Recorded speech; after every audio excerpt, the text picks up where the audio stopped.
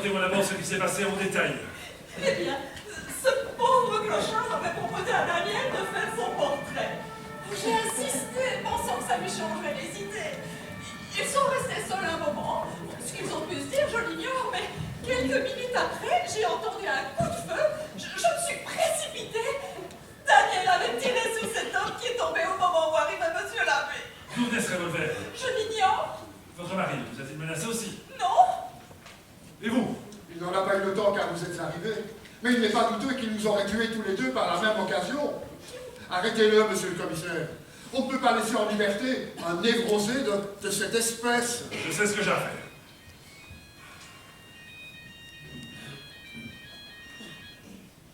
Oui, allô? Quoi? M'embarquez dans une voiture et arrivez tout de suite. Dépêchez-vous. Il y a une grosse complication ici. Que se passe-t-il? Ça me revient. À vous, monsieur Clermont, racontez-moi ce qui s'est passé. La Merluche a été témoin de mon mariage avec Elisabeth. Un jour les pains. Ils l'ont achevé. Ils ont achevé mon témoin. Oh, mon chéri, ne continuez pas à divaguer ou ils vont t'enfermer dans un asile. Si je vous crois, la Merluche appelle donc Brissard. C'est le nom que nous a communiqué ce matin l'état civil de Juan-les-Pins. Oui, c'est ça. C'est Brissard. Je m'en souviens. La Merluche, c'est Brissard. Oui, et alors? Même si la Merluche est Brissard, il est mort. Il ne reconnaîtra plus personne. Le problème reste sans réponse. Mais pourquoi l'aurais-je tué, moi? Parce qu'il a peut-être parfaitement reconnu Madame Corban. Et que ça ne nous arrange pas. Monsieur le commissaire, je vous répète que c'est moi qui ai appelé le commissariat pour vous demander de venir. Oui, c'est vrai. Nous avons encore une chance. La dernière. J'ai un deuxième témoin. Il arrive. Quoi? Oui, c'est formidable. Hein. Un coup de hasard à Chamonix, j'ai trouvé un second témoin. Un autre témoin? Oui. C'est miraculeux. C'est merveilleux. Je veux la confrontation. Vite. Ça ne tardera pas, la voiture sera ici en quelques instants. C'est formidable. Oh, mais regardez la tête qu'ils font. Ah, mais regardez comme ils sont pâles. Avec ce que nous venons de vivre, espèce de détraqué! Oh, ça suffit, madame. En tout cas, monsieur Gamban, vous voyez, vous avez de la chance.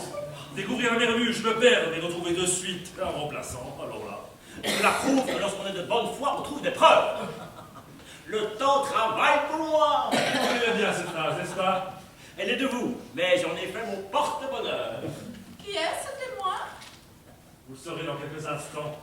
Et il prétend nous connaître. Tous les deux. Oui. Parfait, attendons-le.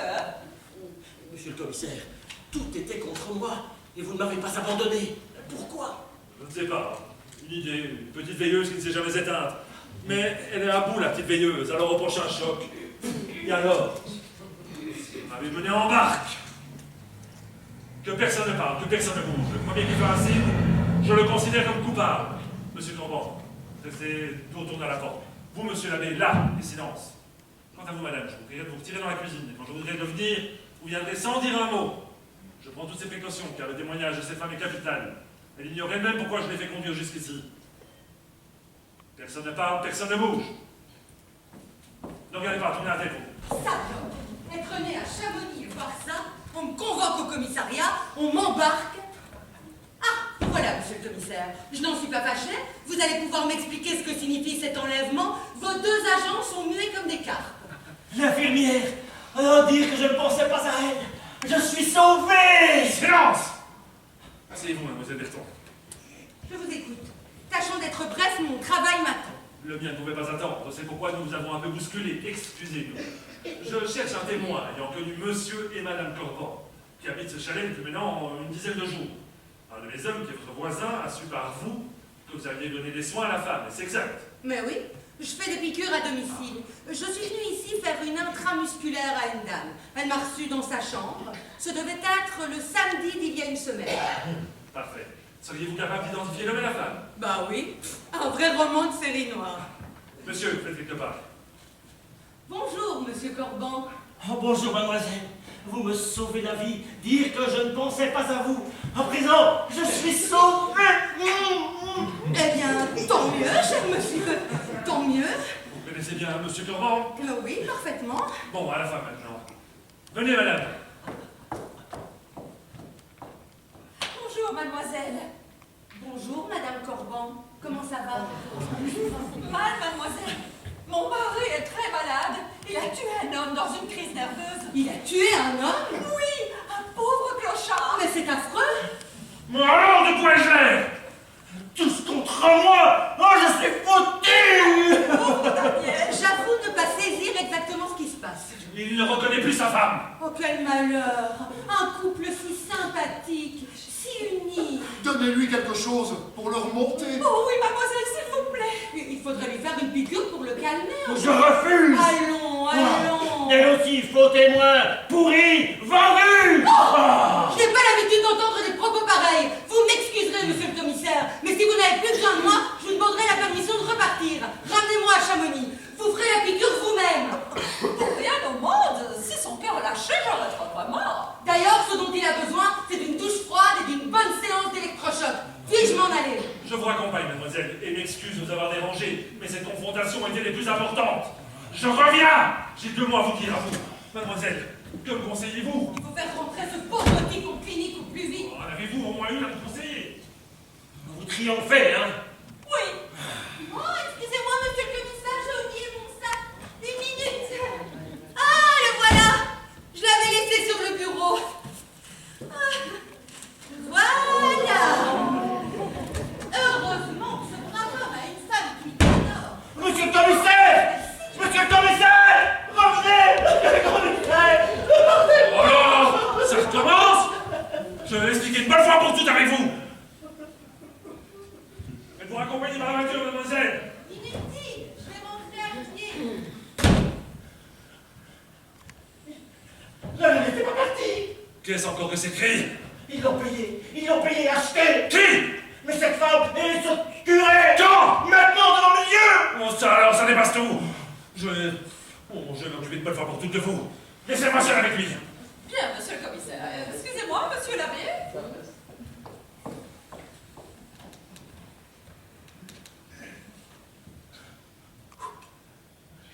Alors? Tout était prévu par eux. Ils ont appris qu'Elisabeth était fait faire une piqûre à domicile par cette femme. Ils sont allés la voir. Ils l'ont payé, ils l'ont acheté, je vous dis. Ah. Et ils ont le culot de la payer à mon nez, à ma barbe. Ah. Mais où? Comme ça, tout simplement? Oui, maintenant, on leur reconnaît tout ce qu'ils veulent. Elle leur obéit. Mais courir derrière elle, elle a une enveloppe blanche pleine de billets dans son sac. Je ne la vois plus. Elle est rentrée par les petits chemins. Ouais, elle est partie avec son argent, par folle. Pour moi, elle a parfaitement reconnu votre femme comme étant Madame Corban. Oh. La respectabilité de Mademoiselle Berton peut difficilement être mise en doute. Non, cette femme est votre femme. D'ailleurs, s'il existait réellement une autre Madame Corban, comment expliquez-vous l'attitude de celle-ci, qui à aucun moment n'a semblé craindre ou redouter le retour de l'autre? S'ils ne craignent pas le retour de ma femme, c'est qu'ils sont certains que celle-ci ne se montrera pas pour les démasquer. Que voulez-vous dire? Ils savent tout. Qui a pu si bien les renseigner? Si ce n'est ma femme, qui est à la tête de cette bande. Oh, voilà autre chose. Comment prouver ça? C'est pour ça qu'il faut retrouver Elisabeth. C'est une question de vie ou de mort pour moi. Facile à dire. Mais je peux arriver à une autre solution. Laquelle? Votre femme est innocente de ce coup monté, mais elle ne peut pas intervenir pour les confondre car ils l'ont enlevée ou ils l'ont tuée. Oh non! De toute façon, complice ou victime, Elisabeth reste le mieux pour moi. Je ne peux vous innocenter que par des témoignages probants. Il y a prouvé que pour 2 témoins à trouver, c'est des guerres concluants. Hein? Le vieux est mort et la vérité dépose contre vous. Je vais être obligé de les arrêter, moi. Ben oui!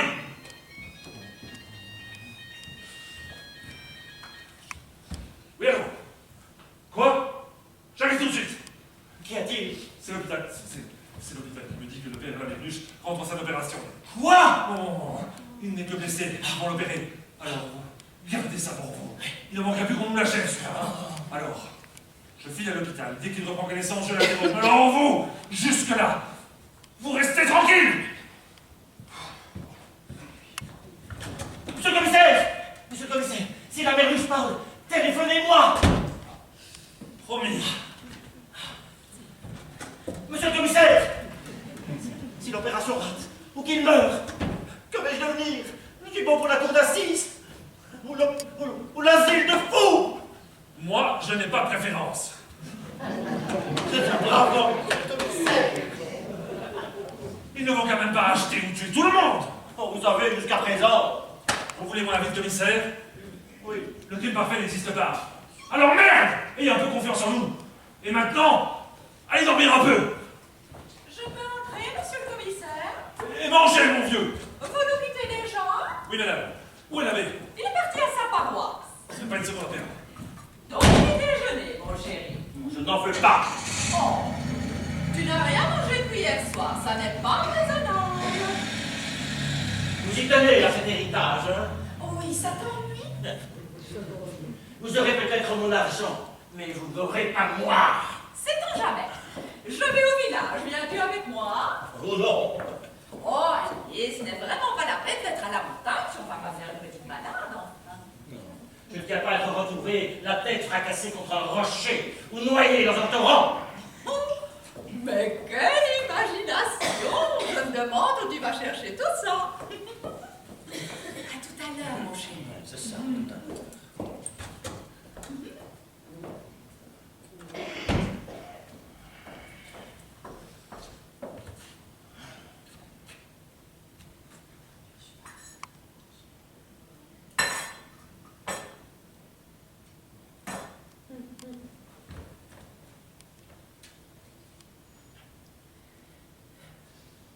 Allô, commissariat? Oui, ici Corban. Oui, le commissaire vient de partir. Avez-vous des nouvelles de la Merluche? Téléphonez-moi dès que vous avez des nouvelles. Très bien, merci. Monsieur Corban, Qu'est-ce que vous pétissez-vous? Puis chacun! chut, ne criez pas. Il faut absolument que je vous parle. C'est très important. Vous me parlez haut, j'ai rien à cacher. Êtes-vous seul? C'est indispensable. Lui seul. Et elle? Elle est partie au village. Elle en va pour un moment. Alors, parlez. J'ai fait semblant de m'en aller. Je me suis cachée derrière la maison.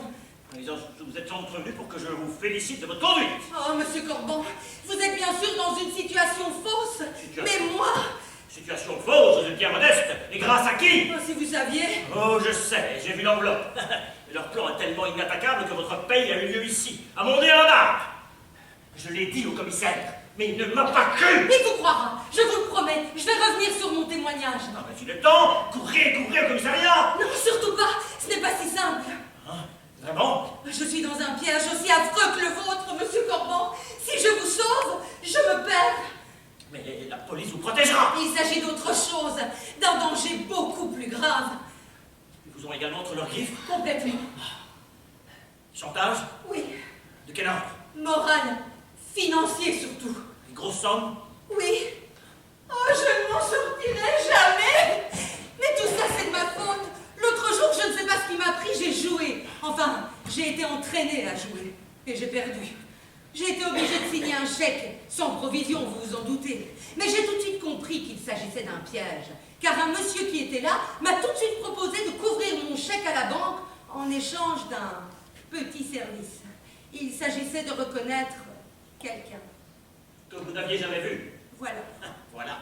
Oui. Et je l'ai fait. Vous l'avez fait. Nous allons nous unir. Ensemble, on est plus forts. Pourriez-vous reconnaître ce monsieur? Comment était-il? Bah oui, c'est celui qui était ici tout à l'heure. Vous pensez quand je l'ai vu en curé? Le curé. Le salaud. Je vais vous expliquer. La femme est absente, et pour s'emparer d'un héritage, ils ont simulé le retour de celle-ci. Ayant été avertis de votre visite ici comme infirmière, et prévoyant l'intervention de la police pour identification, ils vous ont tendu un piège. Vous êtes tombés dedans et moi avec. Les salauds. En plus, ils m'ont trahi. Comment ça? Je dois approvisionner mon compte avant midi. Il est 10h30. Et regardez. Oui, l'enveloppe. Regardez.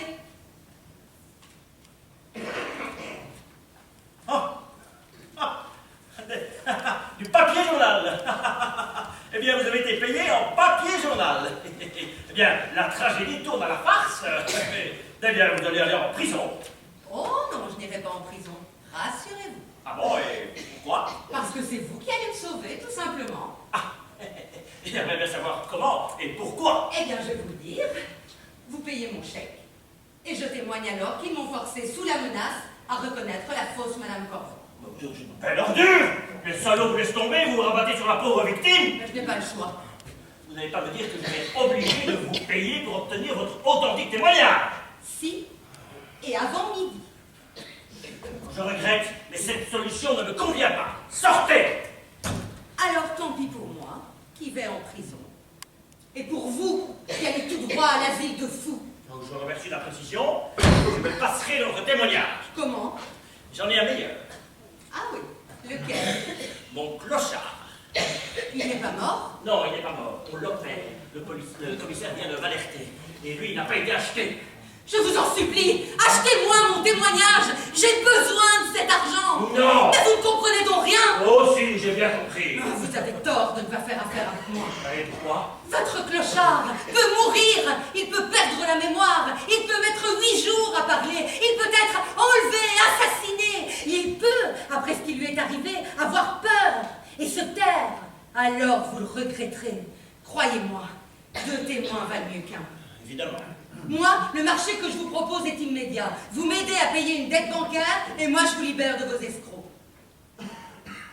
Très bien, je réfléchirai. Je vous garde en réserve. Ah non, c'est maintenant ou jamais. C'est du chantage, vous en prenez vite l'habitude. Je vous signale également autre chose. Si vous refusez de payer et que je vais en prison, je persisterai à témoigner contre vous. Ah, forcément. Et la bande, voyant ma bonne volonté, m'offrira peut-être un bon avocat. Je m'en sortirai avec 1 mois ou 2 de prison. Bah, c'est pas le diable. Vous êtes ignoble! Eh oui, déjà 11h moins 10, comme le temps passe. De combien est votre dette? 20 000 euros. Mais 20 000 euros, je n'ai pas ça sur moi! Faites-moi un chèque. Ma femme est partie avec le carnet. Eh bien, trouvez quelque chose qui représente la somme. Il doit bien y avoir un prêteur à Chamonix. Que voulez-vous que je vous donne? Mais je ne sais pas, si j'apporte à ce prêteur des valeurs, des bijoux, de l'or, du moment que ça représente la somme. Enfin, réalisez-vous bien les choses. Vous me demandez 20 000 euros alors que je suis innocent. Combien me demanderiez-vous si j'étais coupable? Mais nous nageons dans l'absurde. Je suis innocent et je dois payer. C'est un monde. C'est le monde. Vous avez besoin d'un témoignage pour avoir la paix, et moi j'ai besoin de 20 000 euros. Échangeons. 20 000 euros, c'est une somme. Et à part avec ça. Vous voulez que je vous dise? Vous n'êtes qu'un crétin. Et puis zut, gardez-le votre argent, je n'en veux plus, il me dégoûte. Et vous méritiez bien qu'elle vous ait quitté, votre femme. Non, attendez. Je n'ai pas dit mon dernier mot. Dépêchez-vous, il est 11h, c'est la limite. Laissez-moi encore quelques minutes. Le commissariat? Oui, vous m'avez reconnu. Oui, Corban. Oui. Avez-vous des nouvelles de la Méruche? Le commissaire est à son chevet. Renseignez-vous. Dépêchez-vous, c'est important pour moi. Merci.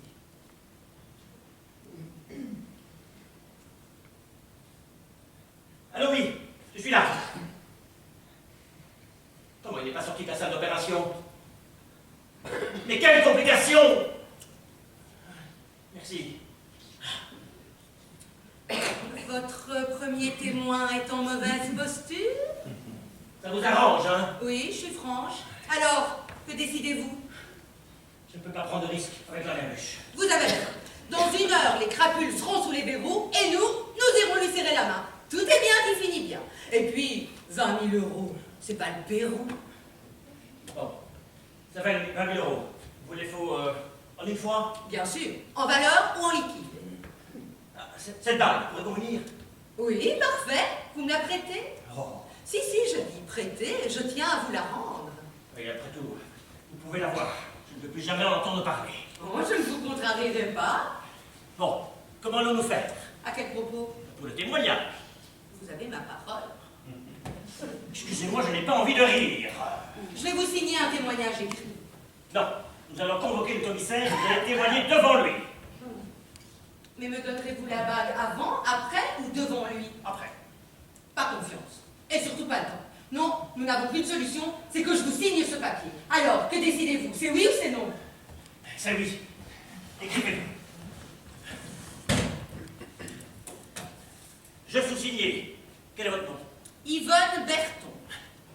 Déclare avoir fait un faux témoignage. Il certifie que la femme avec laquelle j'ai été confronté n'est pas la véritable Madame Corban. Corban. Ah, faire Chamonix et me dater. Bon, donnez-moi le papier. Donnez la bague et dites que vous êtes sûr qu'elle vaut quelque chose au moins, parce que si c'est du top... Vous me vexez, Vite, mademoiselle. changeons. Ah C'est moi qui en ai fait cadeau à Daniel. Et qu'est-ce que vous allez en faire de cette bague? Si je donne un coup de fil à la police, vous êtes arrêté pour avoir rendu un faux témoignage. Et lui, il aggrave son cas en vous l'ayant acheté. Vous êtes décidément très forte. C'est comme pour l'enveloppe, vous m'avez bien lu tout à l'heure. Pas mal. Mais j'ai besoin de cet argent. J'en ai besoin. Évidemment, je suis disposée moi aussi à vous acheter quelque chose, comme proposez-vous. Ceci. D'accord.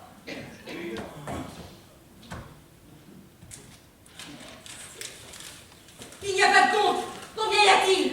10 000 €, ça ne faut pas plus. Mais il m'en faut le double. Vous le savez très bien. Avez-vous autre chose à me vendre? Ce que vous voulez. Ordure.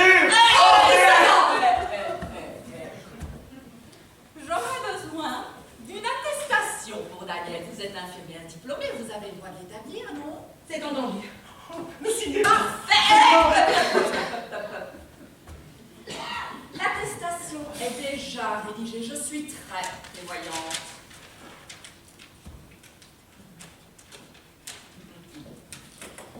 Donnant.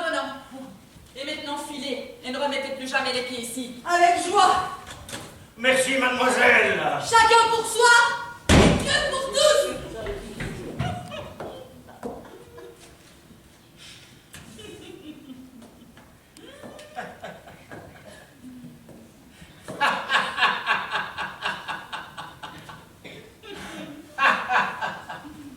Vous riez, hein? Eh bien, moi aussi, je peux rire. Car quelque chose peut encore me sauver. Que vous ignorez. Et que vous ne pouvez pas soupçonner. Si, Oh non. Vous savez beaucoup de choses, mais ça, vous ne le savez pas. savoir quoi? Que le clochard est encore vivant? Vous savez? Oui. Eh bien, il parlera, lui. Non. Vous aussi. Il est honnête. Il est pur. Il dira la vérité. Non. Et qui l'en empêchera? La mort.